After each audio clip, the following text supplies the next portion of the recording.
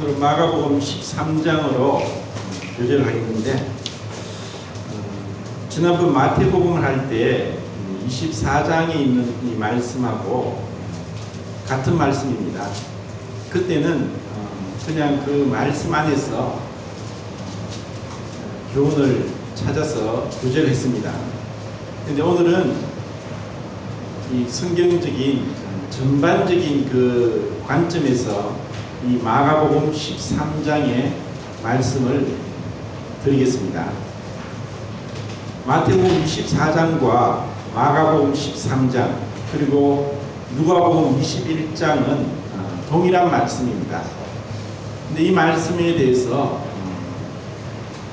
이 말씀이 어느 시대에 어떤 가운데 누구에게 하시는 말씀인가를 제대로 구별하지 못하면은 성경을 보는데 많은 오류가 생기고 또 잘못 해석할 수 있습니다. 그래서 오늘은 제가 이 구약부터 신약까지 사실 그 전반적인 흐름 가운데 이 말씀을 드리겠습니다.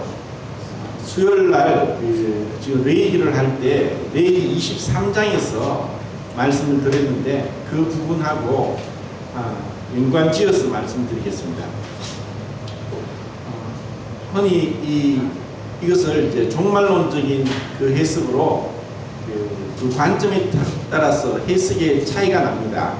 이것은 이제 교리의 차이가 아니라 해석상의 차이라고 해서 이 종말론에 대해서는 전천년설, 후천년설, 또 무천년설 이렇게 구분을 합니다.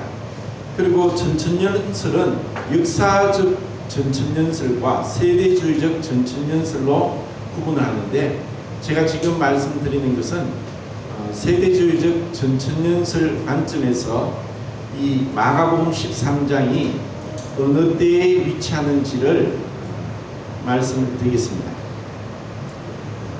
좀 그 성경을 창세기부터 계시록까지 적어도 몇 번을 읽지 아니하면은 제가 드린 말씀이 어려울 수 있고 또 도대체 무슨 얘기를 하는지 모를 수 있지만, 또 오래 신앙생활 하신 성도님들은 제가 오늘 드린 말씀과 또 지난 수요일 날 레위기 23장에서 하신 말씀과 연관지어 생각하면은 조금 더 쉽게 이해가 되리라고 생각합니다.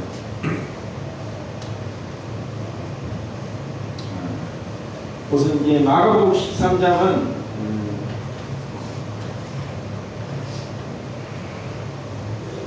레위기 23장에 있는 레위기 23장에 여호와의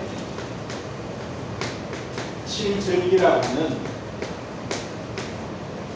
이스라엘 백성이 1년에 7번의 절기를 지켜야 되는데, 그 7번의 절기를 통해서 하나님은 이 세상을 다스리고 통치하고 계시고, 마지막 그 주님의 이 7절기 가운데 말씀하신 대로 그대로 문자적으로 그대로 성취하실 것을 우리는 알게 됩니다. 이것은 문자적으로 분명하게 그대로 하나도 빠짐없이 이루실 겁니다. 그래서 마가복음 13장 31절에 천지는 없어지겠으나 내 말은 없어지지 아니하리라고 말씀했습니다. 이것은 마태복음 24장에도 나오는 말씀입니다. 하나님의 말씀은 문자적으로 분명히 그대로 성취됩니다. 우리가 그것을 믿게 될 때 정말 하나님 앞에서 쓰게 되는데, 이 7절기를 6월절부터 시작합니다. 6월절, 무교절, 초식절, 오순절,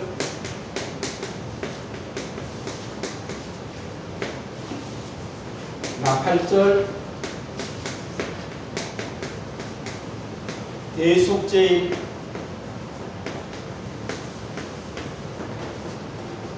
초막절.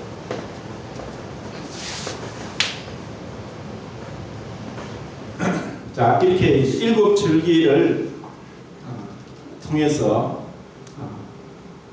지금 우리가 어디쯤 있고 마가복음 13장은 어디에쯤 있는 말씀인지를 생각해 보겠습니다. 자, 6월절은 이스라엘 백성이 출애굽기 12장에 보면은 야곱 때 요셉이 먼저 애굽에 갑니다. 그리고 야곱의 70명의 가족이 애굽에 내려가서 430년 동안 있는 가운데 그 430년 만에 애굽을 탈출하는 그 탈출하기 위해서 10가지 재앙이 내려지는데 10번째 재앙이 6월절입니다. 6월절은 페사흐라고 히브리어로 말하고 또 헬라어로 파스카라고 하는데 뛰어넘는다는 뜻입니다. 한자로도 뛰어넘는다는 뜻으로 6월이라고 번역을 했는데 이 6월절은 어린 양의 피를 문인방과 좌우설주의 발음으로 천사가 와서 심판할 때 그 피를 볼 때 넘어가서 그 집 안에 있는 장자와 종의 장자와 짐승에 처음 난 것을 죽지 않고 심판을 면하게 된 것이 그 6월절의 10번째 심판입니다. 이 어린 양의 피가 발라지지 않았던 애굽 사람 집이나 또 이스라엘 집 사람 중에서도 이 어린 양의 피가 발라지지 않았다면 그 안에 있는 장자는 죽게 됩니다. 이것은 이스라엘 사람이고 애굽 사람이고 구분이 아니라 피가 발라졌냐 발라지지 않았냐는 것입니다. 이것을 6월절 어린 양의 피를 고린도전서 5장에서는 예수 그리스도라고 말씀합니다. 6월절 어린 양은 곧 6월절은 1월 14일 저녁에 시작되었고 무교절은 1월 15일부터 일주일 1월 21일까지였고 초실절은 6월절 다음 날이니까 1월 16일이고 그리고 오순절은 이 초실절부터 50일째 되는 오순, 수는 10이고 오는 50입니다. 50일째니까 3월 6일이 되고 이 성경에서 나는 한 달을 30일로 칩니다. 그리고 나팔절은 7월 1일이 되고 대속제일은 7월 10일이고 초막절은 7월 15일부터 7월 21일까지 일주일 갑니다. 이렇게 해서 이스라엘 남자는 이 6월절, 오순절, 초막절 1년에 3번은 남자는 무조건 예루살렘에 올라가야 됩니다. 이 명절날의 대이동은 지금도 우리나라 중국에는 명절날 대이동이 있습니다. 이것은 제가 봤을 때 성경적인 영향을 분명히 받았다고 생각을 합니다. 이런 우리나라에는 성경적인 그 규례들이 많이 와전됐지만 너무나 많습니다. 이것은 하나님께서 특별하게 우리 민족에게 은혜를 주셨다고 생각합니다. 그리고 하나님의 마지막 때에 우리나라를 사용하시지 않겠나 그런 희망을 갖게 됩니다. 이렇게 날짜가 있는 것은 1년에 꼭 이것은 매년 돌아가도록 했습니다. 그러면 이제 이 6월절은 뭐냐? 그로 바로 예수님께서 이 십자가에서 죽으시는 것이 바로 이 6월절로 1년에 한 번씩 그들은 지켰지만 이제는 신약에서는 주님을 믿는 교회 안에서 주님의 죽으심을 오실 때까지 전하고 주님을 기념하는 것은 이 바로 주님의 몸과 피를 상징하는 떡과 잔을 통해서 예배를 드리는 것입니다. 그래서 이러한 그 이스라엘의 분열왕국이 BC 930년부터 솔로몬이 죽고 나서 북왕국에는 여로보암을 통해서 10지파가 북왕국 이스라엘을 세웠고 남왕국에는 유다와 베냐민 지파 두 지파만 남왕국 유다를 세우는데 북왕국 북과 남한국 유다 중에서 북왕국은 한 번도 유월절을 지키지 않았습니다. 다만 여로보암이 예루살렘이 남한국 유다에 있으니까 북쪽에 있는 베델과 단에다가 이 제단을 만들고 거기서 하나님을 섬기도록 했는데, 유월절이 아니라 8월 15일로 날을 바꾸어서, 그리고 레위 사람이 아닌 보통 사람을 제사장으로 삼아서 하나님께 제사를 드렸습니다. 이것이 여로보암의 죄였고, 이것이 북왕국이 BC 722년도에 아수르에서 멸망받을 때까지 그렇게 하나님을 떠났고 범죄했고 그리고 멸망을 받습니다. 그리고 남한국 유다에서는 하나님께서 훌륭한 선한 왕들을 몇몇 일으켜서 그들이 부흥이 일어나는데, 그들의 부흥의 가장 핵심되는 주안점은 바로 유월절을 회복하는 것입니다. 유월절이 회복되었을 때 그들이 부흥을 했습니다. 결국 이것은 역사적으로 그리스도의 교회에 있어서도 언제 부흥이 일어나느냐, 그것은 진정으로 예수 그리스도에게 나와서 예배가 회복될 때 그때 부흥이 일어납니다.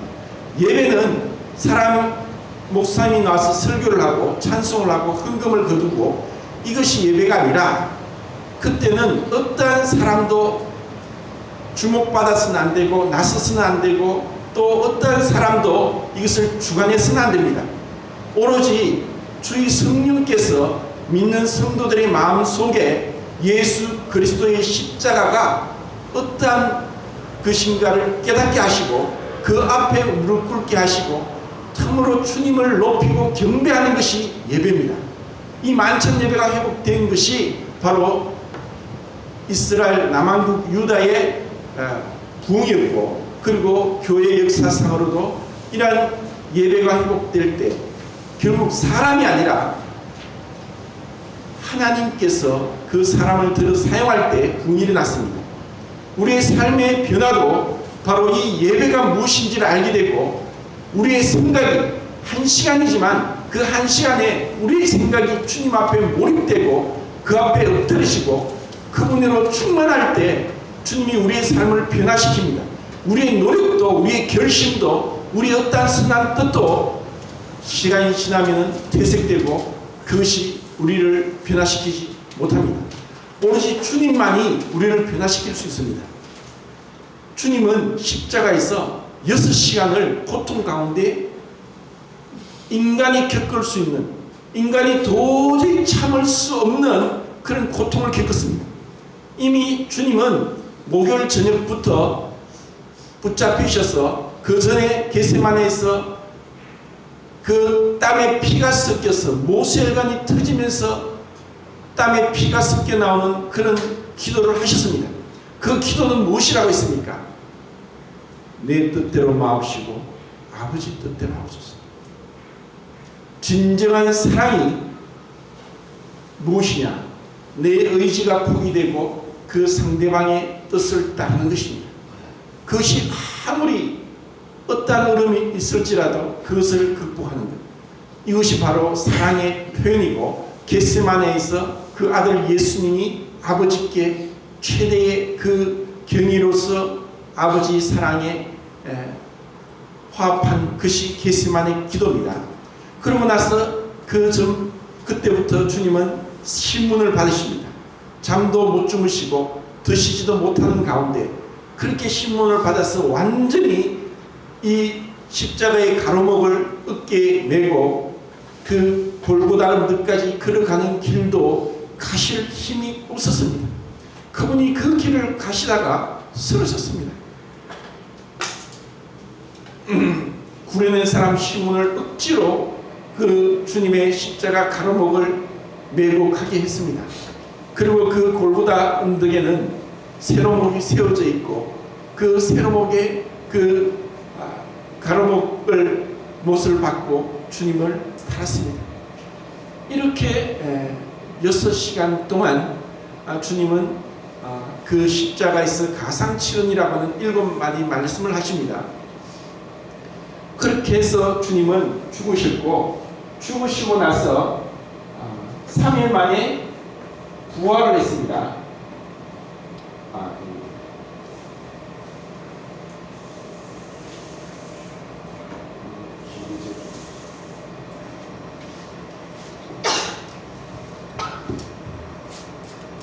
미리 좀 준비하면 좋겠네요. 참 어려운 것 같아요.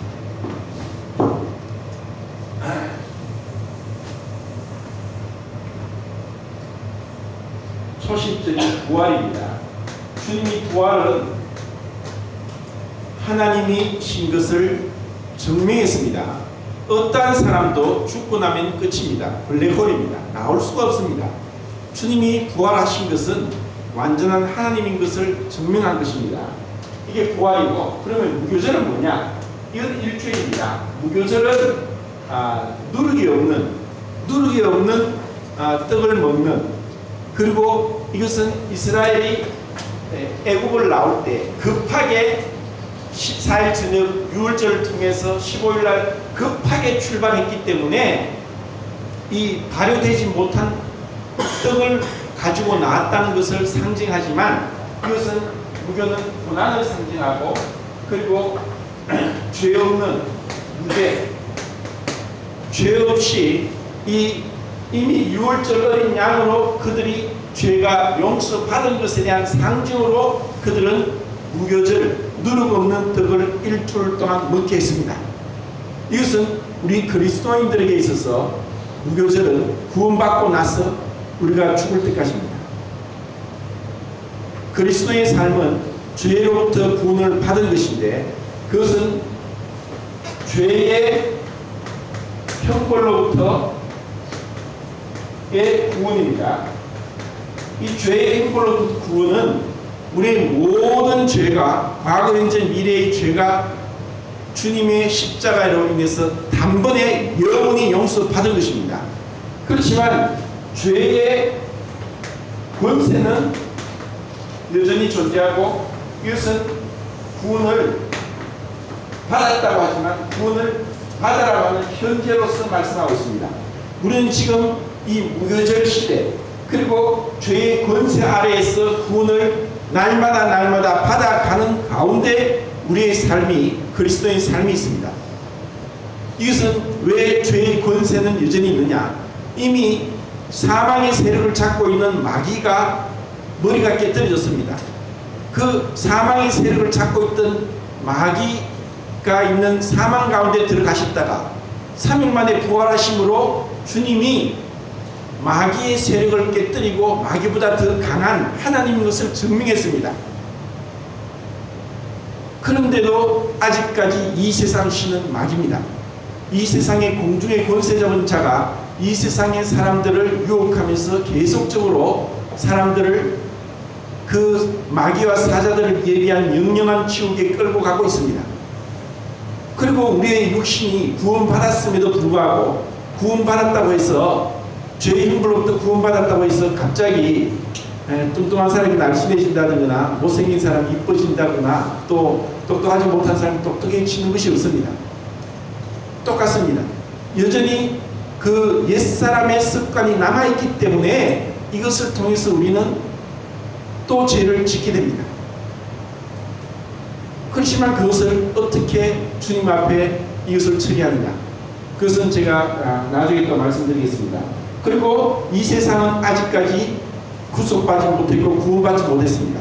이런 새 원수가 있음으로 인해서 죄의 권세는 여전히 활동하고 있고, 그러므로 인해서 우리가 두렵고 떨림으로 너희 구원을 이루라고 하는 현재적인 구원의 표현을 성경에서 말씀하고 있습니다. 그리고 죄의 실존으로부터 구원은 미래입니다. 이것은 명함입니다. 우리가 구원받은 것은 의롭다함을 받은 것이고, 구원을 받아가는 것은 성화인데, 이것은 점진적입니다. 이것은 단계적으로 계속적으로 이루어질, 무교절이 일주일간 있듯이 계속 이루어질 성화고, 그리고 이 명화는 사단이 완전히 무주경에 잡히고 우리의 몸이 신령한 몸으로 변화가 되어서 먹어도 되고 먹지 않아도 되고 잠도 안 자도 되고, 그리고 어떠한 죄와도 상관이 없는 주님의 부활의 몸과 같은 그러한 몸, 신령한 몸, 하늘에 속한 몸, 그리고 그것을 통해서 우리는 영원토록 살게 되는, 그리고 남자의 여자의 구분도 없고 시집도 가지 않고 장가도 가지 않는 그와 같은 신령한 몸을 입게 될 때, 그때 이것이 죄의 실존으로부터 영원한 구원, 영화를 입게 됩니다. 그래서 이 진리는 시작된 영화요, 영화는 완성된 진이다. 그 이제 에페소 브루스가 이야기합니다. 진리는 어렵다함을 받은 것은 이제 영화로움에 대한 시작의 출발입니다. 우리가 구원받았다면 이미 영화의 발을 들였습니다. 그래서 로마서 8장에서는 부르신 자를 어렵다 하시고 어렵다 하신 자를 영화롭게 하셨다고 예언적 과거형으로 말씀합니다. 이것은 이루어질 것입니다. 우리가 그와 같은 신령한 몸을 입을 것에 대한 소망을 우리가 갖게 되는 것이 그리스도의 참된 소망입니다. 이 모든 것을 벗어버리고 주님이 처음 우리에게 계획하시고 목적한 그 영화로운 몸을 입게 될 것이 우리의 진정한 소망이라는 것입니다. 이렇게 이 무교절을 제가 설명을 했고, 그 다음에는 지어집니까? 그 다음에는 초십절 다음에 오순절이죠. 오순절은 뭐냐면은, 초십절은 부활이고 주님이 부활하시고 나서 이 땅에 40일 동안 계셨습니다. 40일 동안 계시면서 10번을 사람들에게 그 부활한 몸을 보이셨습니다. 그것은 10번이라는 것은 완전한 것을 얘기합니다. 주님은 부활하신 것을 모든 사람에게, 그리고 일시에 500명의 형제들에게 보이셨습니다. 그리고 부활하시고 나서 40일 동안 계시다가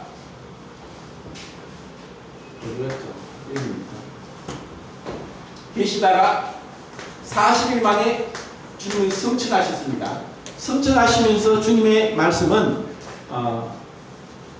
너희들이 몇 날이 못 되어서 너희들이 기다려라. 그리고 아버지의 약속한 것을 주겠다.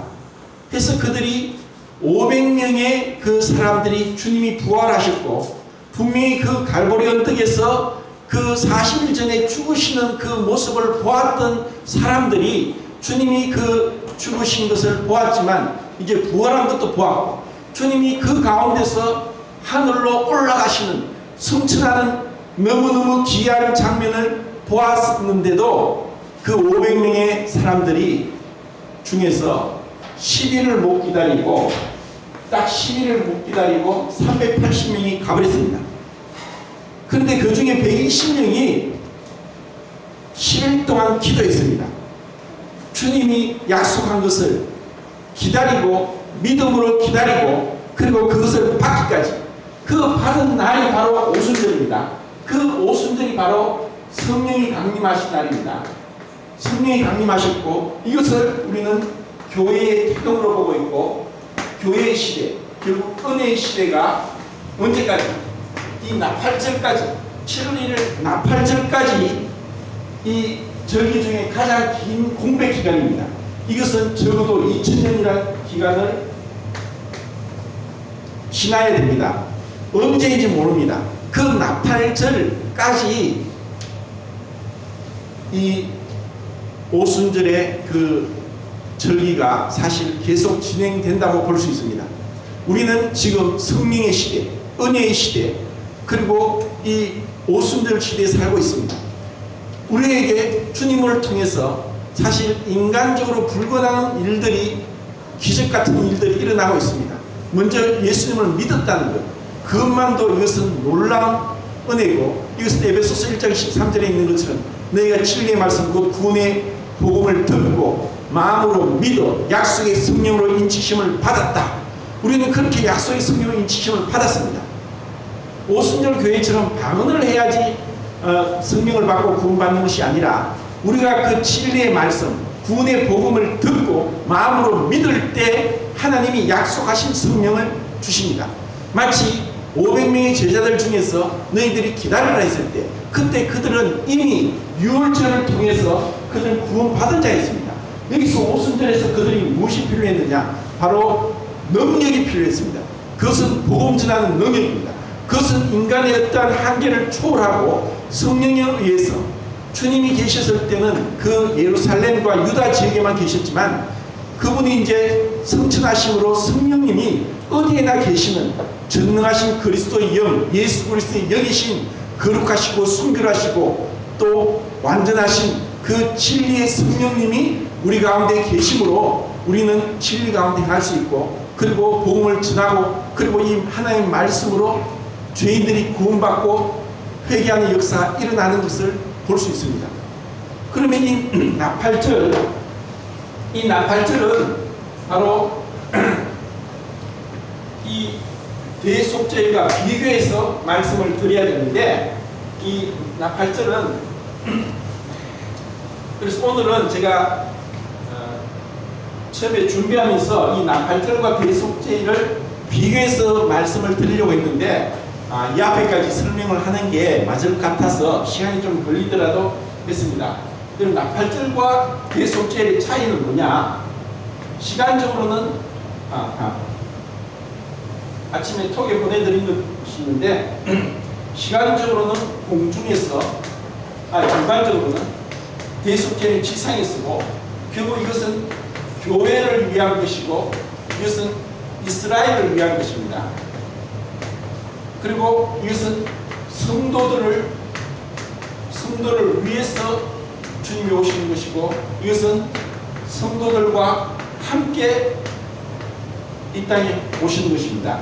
이것을 그리스도의 날이라고 이렇게 말씀했고, 이것은 주의 날이라고 했는데, 이 주를 구약 성경에서는 여호와의 날이라고 했습니다. 그래서 이 여호와의 날은 구약 성경의 선지서인 요엘서나 또 아모스서나 스바랴서나 그리고 스가랴서나 이사야서나 에스겔서에서 여호와의 날에 대해서 말씀하는데, 그것은 심판의 날입니다.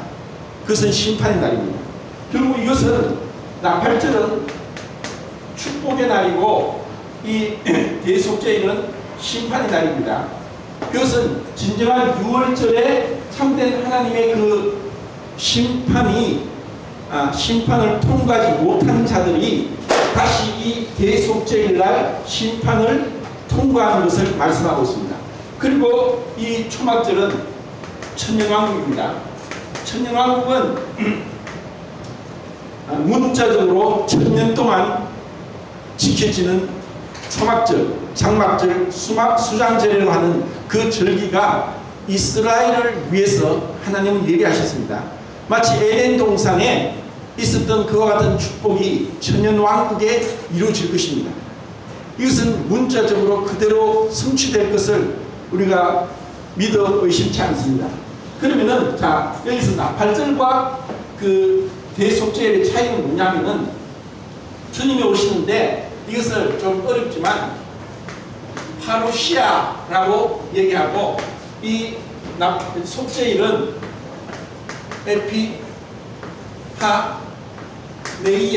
에피파네스 이렇게 해서 그분이 강림하시고 나타나신다.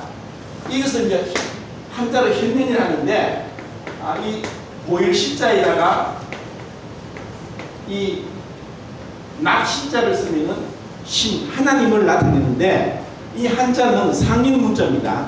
이 하나님은 그분이 계시하지 않으면 우리는 하나님을 알 수 없습니다. 그래서 디모데후서 6장이나 또 디도스에 보면은 하나님이 자기를 나타내셔야만 우리는 알 수 있습니다.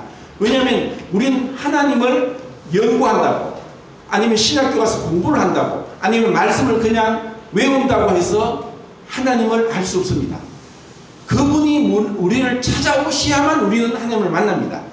그렇기 때문에 우리가 하나님을 찾은 것이 아니라 하나님이 우리를 찾아오셨고, 우리 인간이 감히 이 에베레스트 산도 올라가지만 그 넘어서 올라갈 수도 없고, 에베레스트 산 8,828m입니까? 그 산을 올라가는데 산소통이 없으면 올라갈 수 없습니다. 그리고 계속 올라갔다 하더라도, 정복했다 하더라도 살 수 없습니다. 내려와야죠. 정복입니까? 또 내려와야 됩니다. 그런데 이런 그것도 올라가지 못한 자 어떻게 하나님께 가느냐? 그렇기 때문에 하나님이 우리를 찾아오신 겁니다. 우리가 하나님을 사랑한 것이 아니라 하나님이 우리를 먼저 사랑하셨습니다. 이 보이는 십자는 성경에서 한자에서 항상 창세기 보면은 하나님을 나타냅니다. 그러면 이것은 어떤 상형 문자냐? 이것이 바로 제가 봤을 때 곤돌을 상징했습니다. 우리나라에 곤돌이 많습니다. 이것은 제단입니다. 제단 위에 제물이 올라와서 이것을 얘기합니다. 그리고 이 신자는 납신자도 되고 그렇게 이제 말하다, 고하다, 신고할 때 그 신자인데 뭐 12시간의 원숭이도 됩니다. 근데 이것은 무엇을 상징했냐면은 이 땅에서 하늘에서까지 내리는 번개를 상징합니다.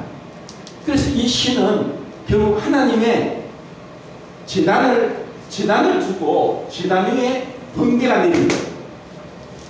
이것은 아브라함 때, 그리고 기도온이, 그리고 모세가, 그리고 엘리야가 경험했던 것입니다. 하나님의 능력이, 불이 하늘에서부터 땅에 내려와서 제물을 불살랐습니다. 결국 이 신은 하나님의 나타남이고 현현이고 그분의 강림하심입니다. 이것이 실제로 우리는 모르지만 이스라엘 백성은 그것을 경험했습니다. 이스라엘 백성들은 하나님의 두려우심을 알고 하나님을 정말 무서워합니다.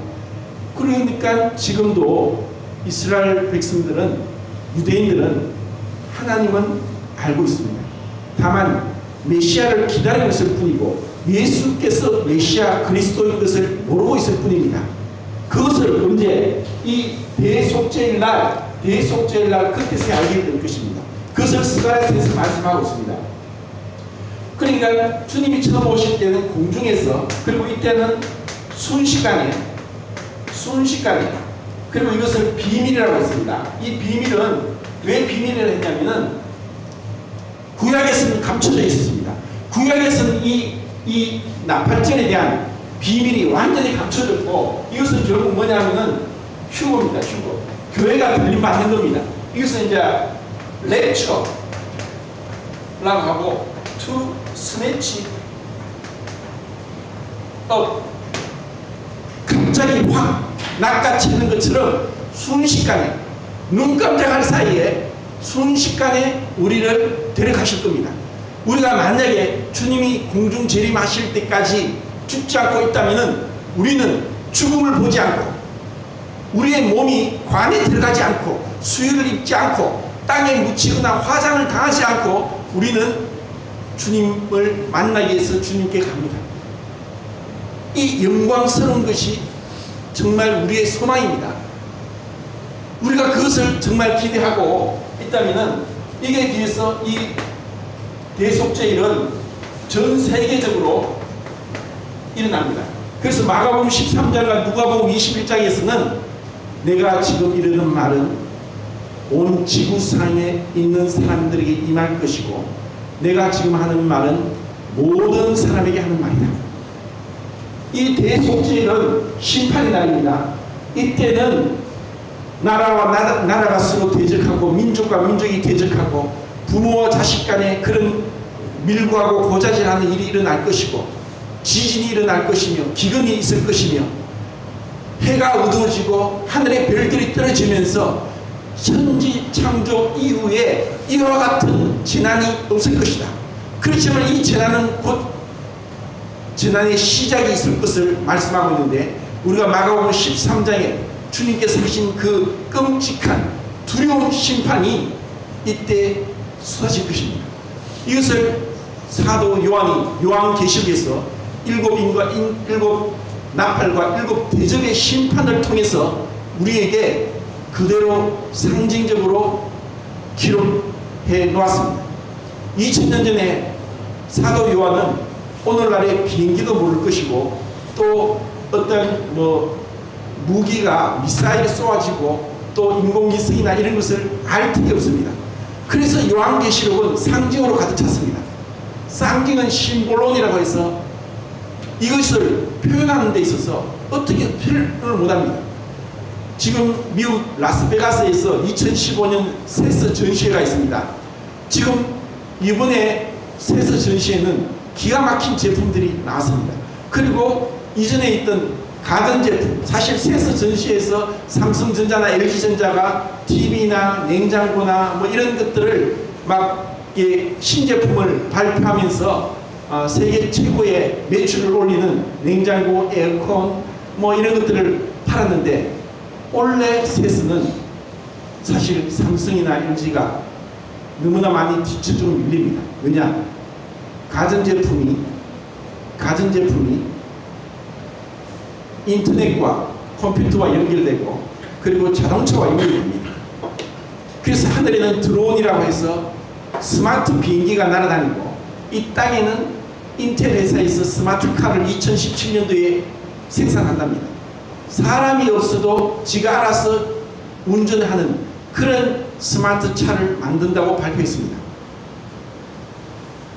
인간의 기술이 점점 발달되면서 이제 사물 인터넷, IoT라고 하는데, 인터넷 to things 해서 사물과 사물 사이에 서로 인터넷으로 모든 정보가 공유되도록 할 수 있는 기술이 바로 센서의 기술인데, 그 센서가 사물에 부착됨으로 인해서 사물 인터넷 시대가 열리는 시대가 됐습니다. 이것은 얼마 전까지만 하더라도 상상도 할 수 없었습니다. 우리는 지금 스마트폰 하나만 있으면 컴퓨터도 필요 없고, 또 전화기도 필요 없고, 계산기도 필요 없고, 사전도 필요 없고, 아무것도 그냥 하나만 다 됩니다. 그러니까 오늘날 스마트폰 하나 가지고 사람들이 스마트폰에 노예가 됐습니다. 성경을 읽지 않고 스마트폰에만 빠져 있습니다.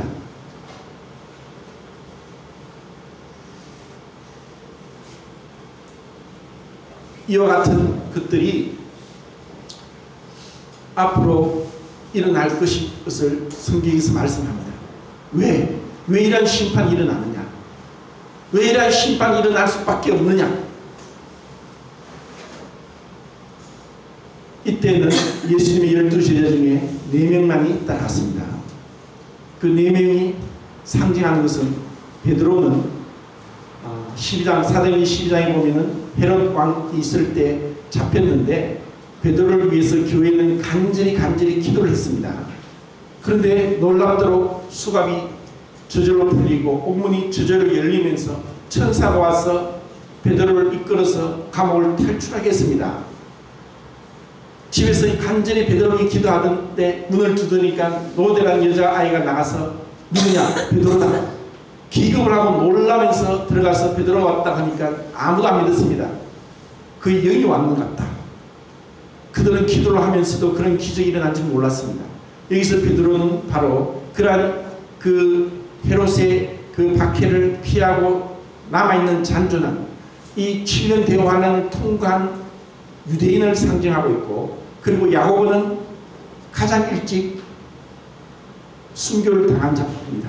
그래서 야고보는 순교자를 상징하고 있고, 그리고 요한은 마지막까지 그 심판을 통과하면서 요한계시록에서 그는 하늘로 들려 올라가서 이 마지막 7년 대환란을 기록하게 되는 그러한 모습으로 교회를 상징한다고 보고, 그리고 안드레는 요한복음 12장이나 1장에서 베드로나 또 헬라인들을 주님께 인도했습니다. 그래서 안드레는 곧 이 마지막 때 천국 복음이 온 세상에 전파되어야 할 것이다. 그래서 전도하는 전도인을 상징한다고 이렇게 해석을 합니다. 그래서 상징적으로 이렇게 해석을 하면서 이 마지막 때 하나님의 말씀이 왜 그 심판이 이루어지느냐? 그것은 우리의 죄 때문입니다. 하나님은 의로우시기 때문에 절대로 우리의 죄를 용납하실 수도 없고 죄를 그냥 묵과하고 강구하실 수 없습니다.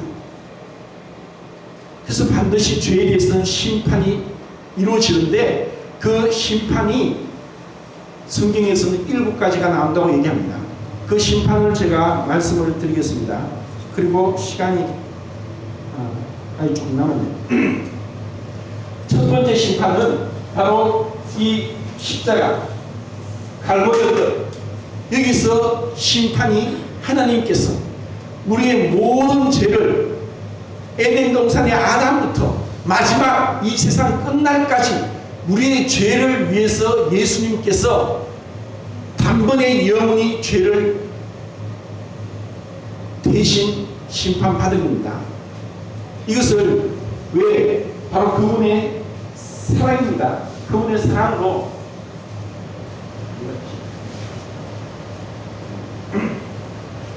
제가 눈이 말씀드렸듯이 사랑은 뭐냐? 사랑은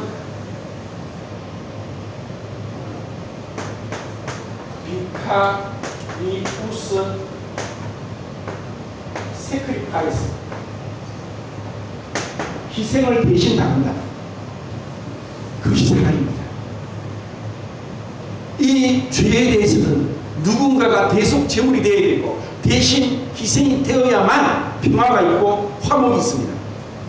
주님이 우리를 위한 하나님의 저주와 심판을 받았기 때문에 우리가 하나님과 화평을 누리고 우리에게 기쁨이 있고 우리에게 감사와 찬송이 있습니다. 우리가 진정 주님의 그 뜻과 장을 통해서 주님의 그 죽으심을 우리 마음 가운데 믿고 받아들인다면 우리는 하늘에서 예배를 드리는 그 예배의 그림자를 이 땅에서 드릴 수 있습니다. 그것은 주님의 사랑에 대한 감사의 표현입니다. 주님, 왜 나 같은 자를 위해 죽으셨습니까? 그 거룩하시고 악이 없고 두려움이 없고 하늘보다 높이 되신 그 분께서 왜 나 같은 자를 위해서 그렇게 희생이 되셨습니까? 주님, 감사밖에 드릴 것이 없습니다. 감사로밖에 제사 드릴 것이 없습니다. 그렇기 때문에 시편에는 감사로 제사를 드린 자와 나를 영화롭게 한다. 결국 주님이 바꾸려고 하는 것은 우리가 무엇을 드리겠습니까? 어떻게 우리 그 은혜를 감사할 수 있겠습니까? 주님 감사합니다. 나를 구원하셔서 감사합니다. 나를 살리셔서 감사합니다. 내 모든 죄를 지시고 주님 내 대신 죽으신 걸 감사합니다. 나 같은 자를 용서하신 걸 감사합니다. 나를 그 영원한 하나님의 품 안에 안겨주신 걸 감사합니다. 그렇게 주님께 감사를 드릴 때 주님이 기뻐하십니다. 주님이 그것을 듣기로 합니다. 그 진정 구원받았다. 주님은 나를 위해서 모든 것을 버리는데 우리 입술을 드릴 수 없습니까? 내 마음을 드릴 수 없습니까? 내 인생을 드릴 수 없겠습니까? 정말 주님이 나를 위해서 나를 사랑하셔서 그렇게 죽으신다. 세상 사람들은 알지 못합니다. 어찌 그들이 알겠습니까? 그들은 여전히 교만하고 잘난 척을 살아갑니다. 이것을 구약 성경에 누누이 말씀합니다. 그들은 심판을 피할 길이 없다. 우리가 그리스도 안에 피난처를 발견합니다. 그리스도는 우리의 피난처입니다. 구원의 산성입니다. 환난 날에 만날 큰 산성입니다.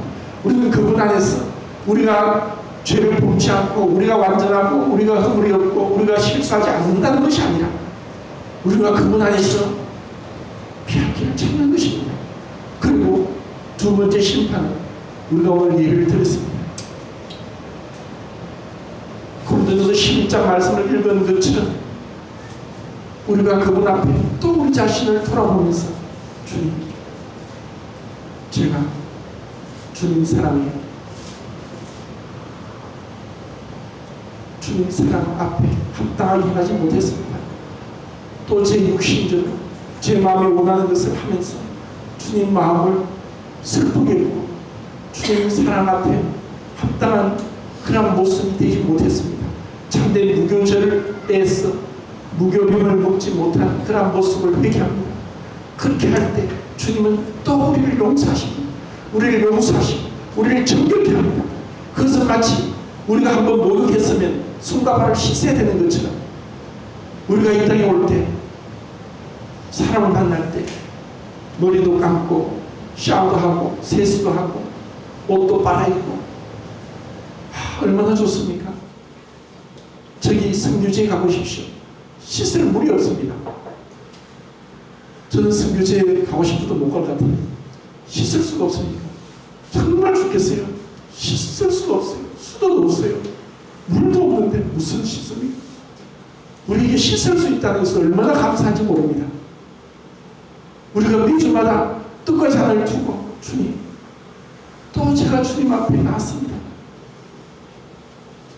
그래, 내가 너를 위해 내 몸을 버렸고 너를 위해 피를 흘렸다. 뜻과 잔을 통해서 주님의 그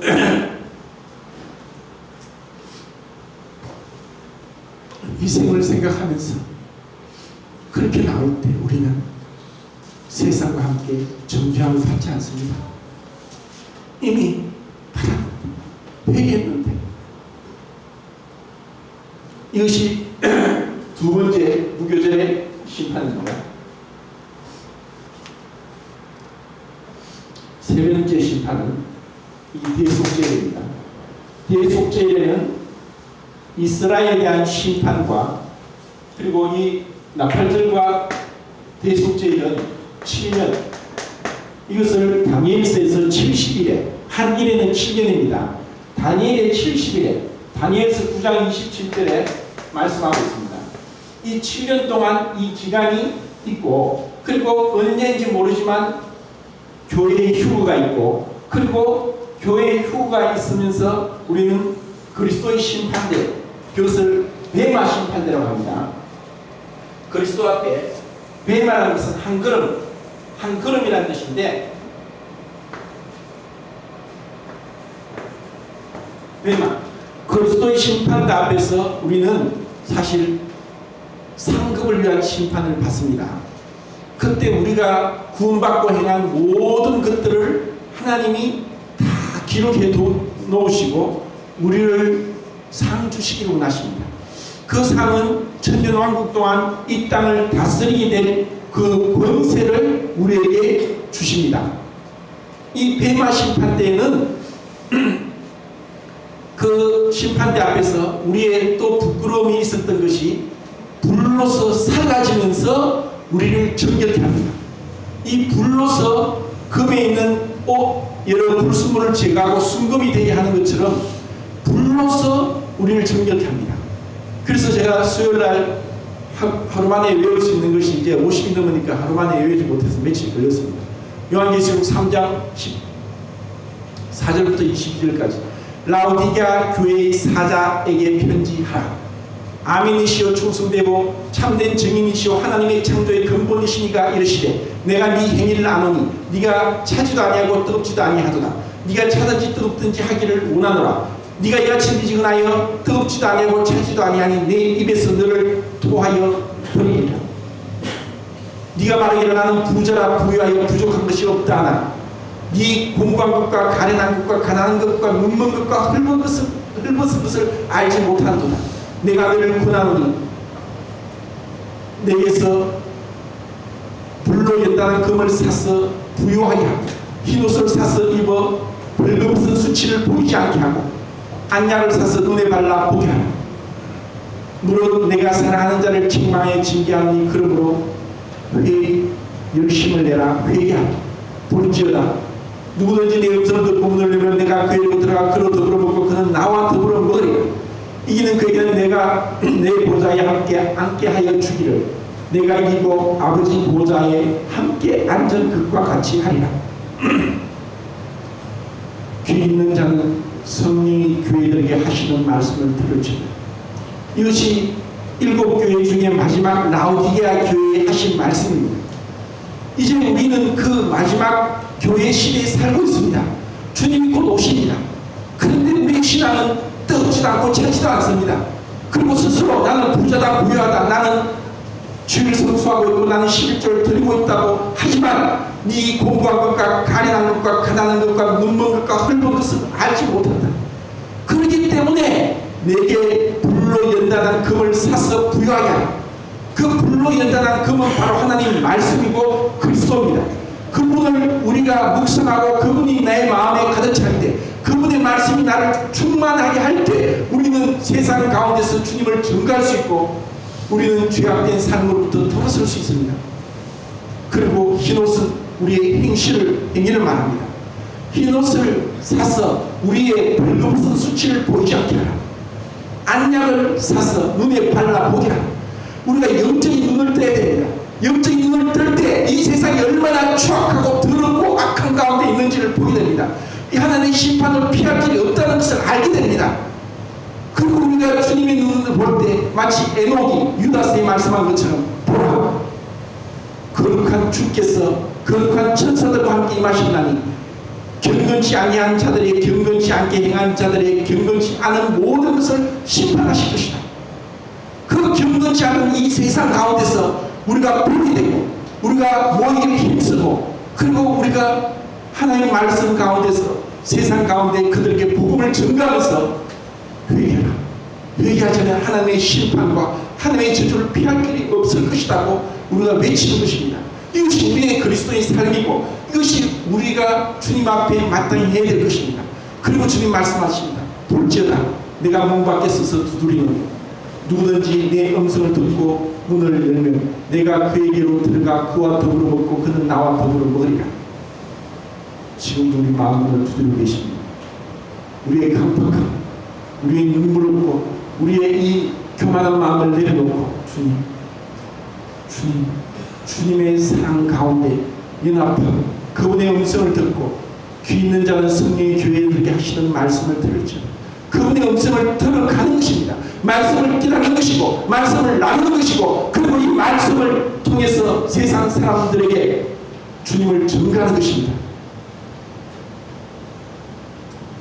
구원받았다면 말씀을 읽는다면 깨달음이 올 겁니다. 깨달음이 오면 나누고 싶을 것입니다.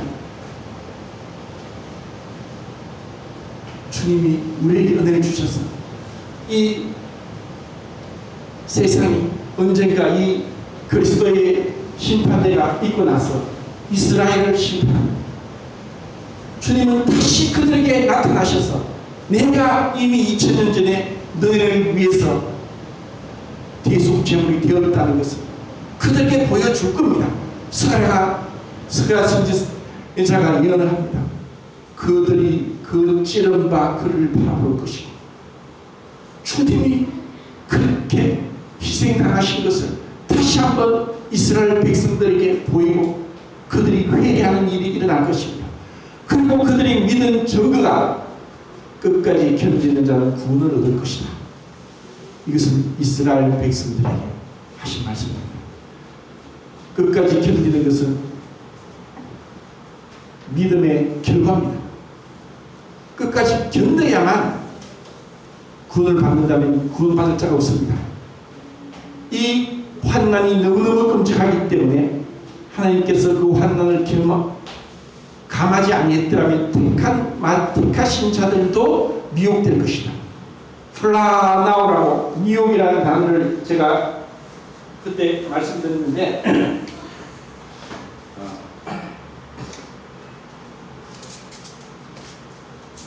영어도 사실 영어도 이 헬라어에서 나온 것이 많고 라틴어에서 나온 게 많은데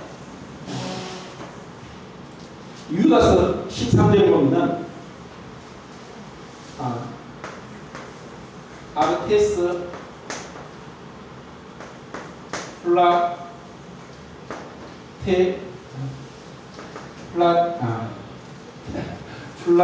플라네테스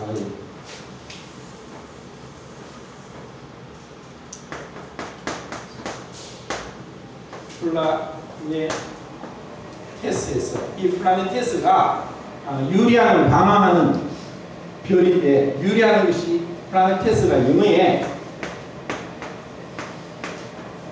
플라네테스 플레인 행성 혹성 결국 행성이 궤도를 돌듯이 이 하나님을 믿지 않는 자들이 이 우주 만물에서 계속 떠돌아다니는 것처럼 그렇게 방황할 것이다.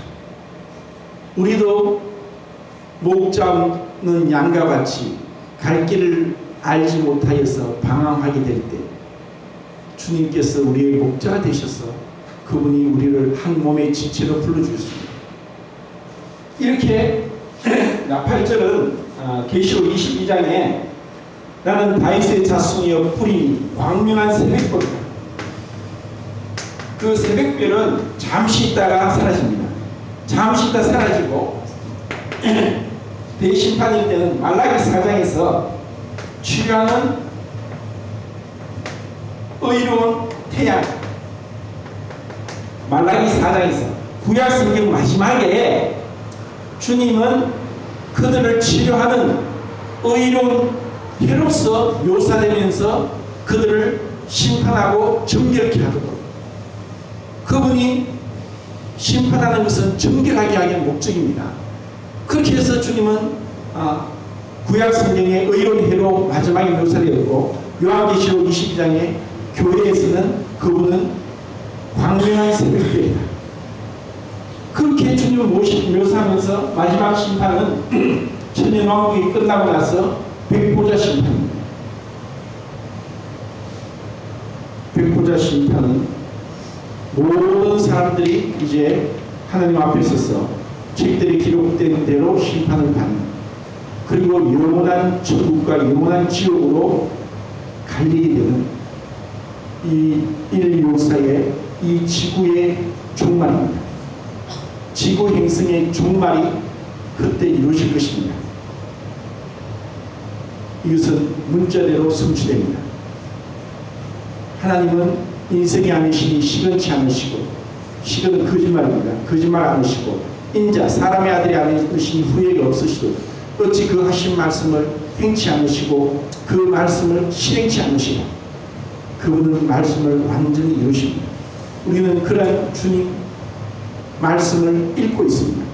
이 말씀이 의미를 깨닫고 우리가 주님 앞에 나온다면, 그리고 날마다 우리가 정결함을 잊고 주님 앞에 나온다면 그분과 교제가 이루어집니다. 그분 안에, 내가 그분 안에, 그분이 내 안에서, 그것이 사랑의 연합입니다. 우리가 그 사랑의 연합 가운데 있을 때 우리는 기쁨과 감사와 찬양이 넘칩니다. 이렇게 해서 제가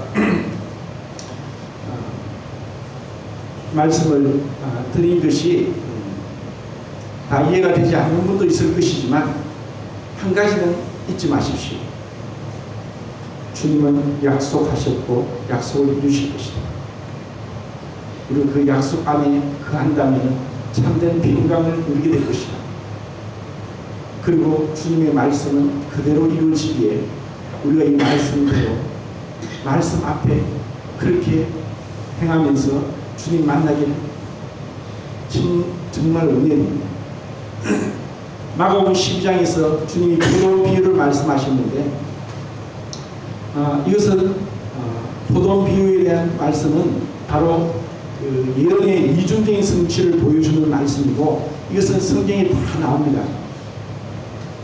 레위기 23장이 이스라엘에게 이루어진 말씀이듯이 우리에게도 이루어졌고, 포도 비유에 대해 말씀하실 때도 그 포도 비유에서 포도원 주인이 포도원을 만들고 산호를 두르고 망대를 짓고 농부들을 불러서 농사 짓겠습니다.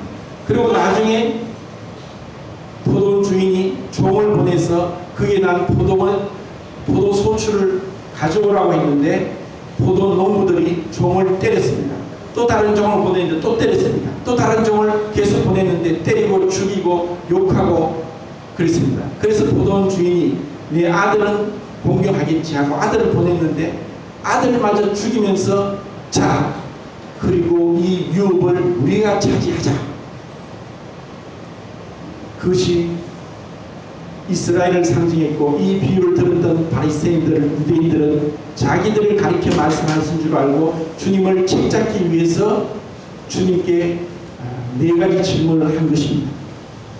그것이 마가복음 12장입니다. 주는 이제 우리에게 말씀합니다.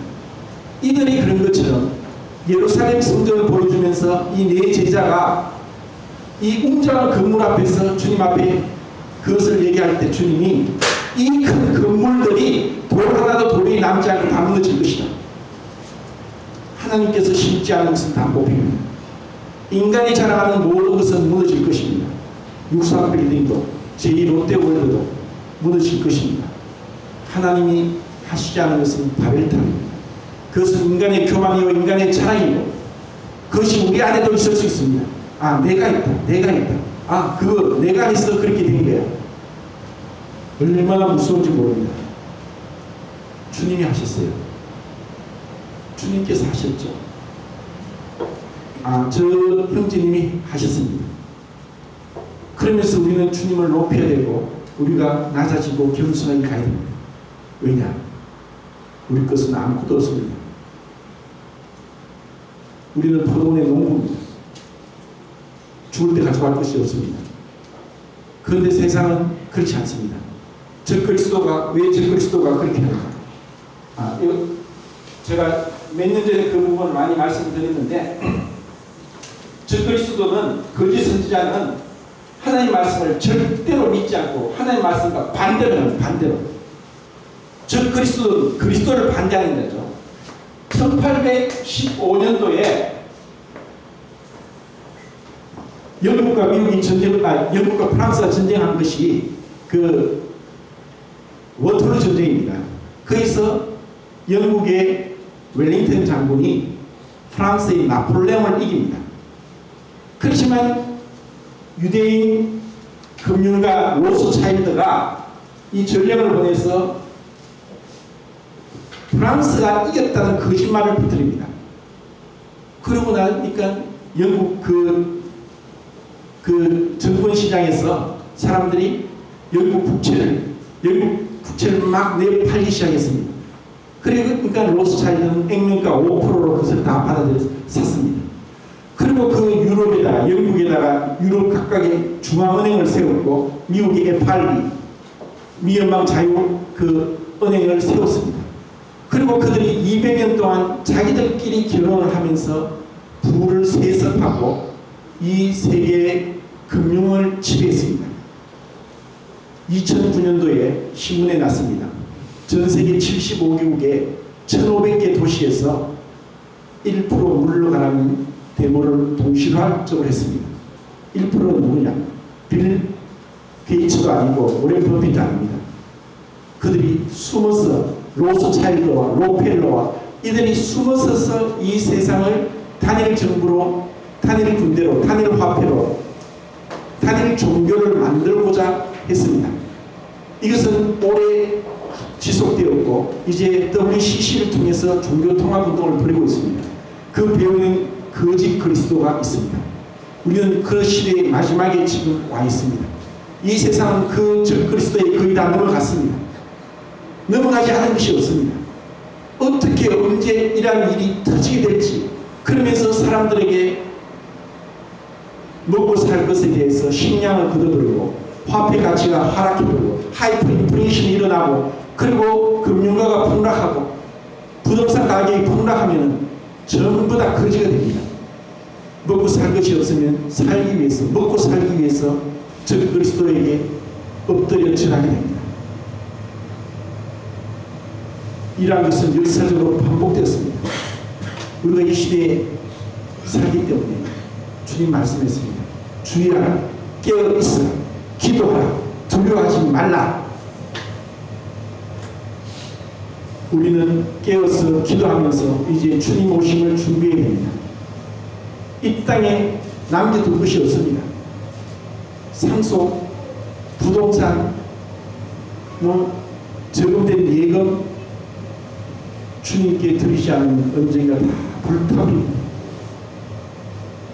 우리가 이 마지막 때를 이 마가복음 13장을 보시면서 이 마지막 때를 준비하고 영원을 계산하는 영원한 천국을 계산하는 지혜로운 사람이 되기를 진정을 합니다.